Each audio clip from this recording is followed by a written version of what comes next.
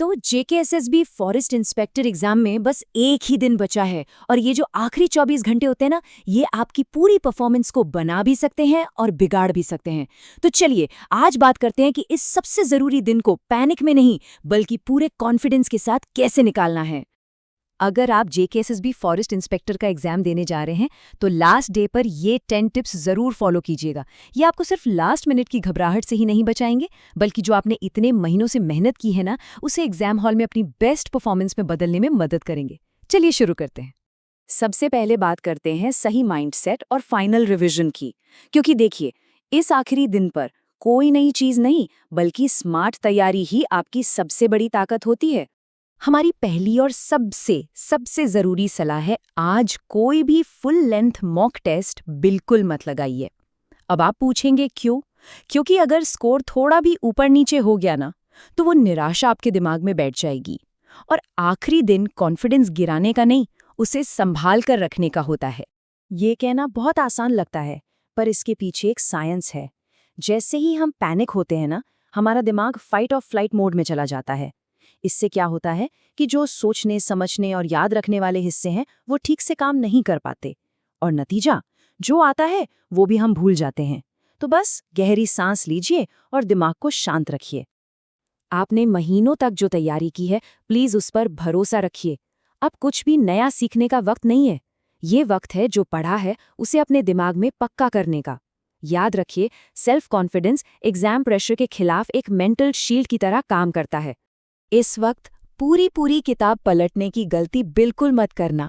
सिर्फ अपने बनाए हुए शॉर्ट नोट्स, फॉर्मूलेज और जो की पॉइंट्स आपने मार्क किए हैं, बस उन्हें ही रिवाइज कीजिए। ऐसा करने से आपके ब्रेन में इंफॉर्मेशन को रिकॉल करने के रास्ते मजबूत होते हैं, जिससे एग्जाम में सब कुछ तेजी से याद आता है। यहाँ ध्यान दीजिएगा, प्रीवियस ईयर क्वेश्चंस को सॉल्व करने नहीं बैठना है, बस उन पर एक नज़र डालनी है। ये एक तरह से मेंटल वार्म अप जैसा है।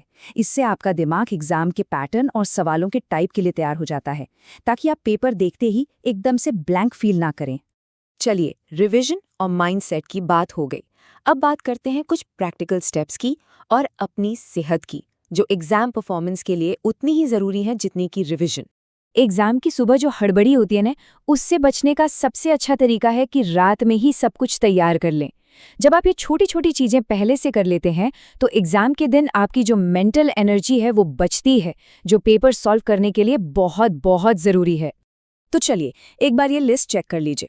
आपका एडमिट कार्ड, एक वैलिड आईडी प्रूफ और कम से कम 2 काले या नीले बॉल पॉइंट पेन, इन सभी चीजों को एक ट्रांसपेरेंट पाउच में डालकर अभी के अभी अपने बैग में रख लें। ये शायद सबसे अंडररेटेड पर सबसे साइंटिफिक टिप है।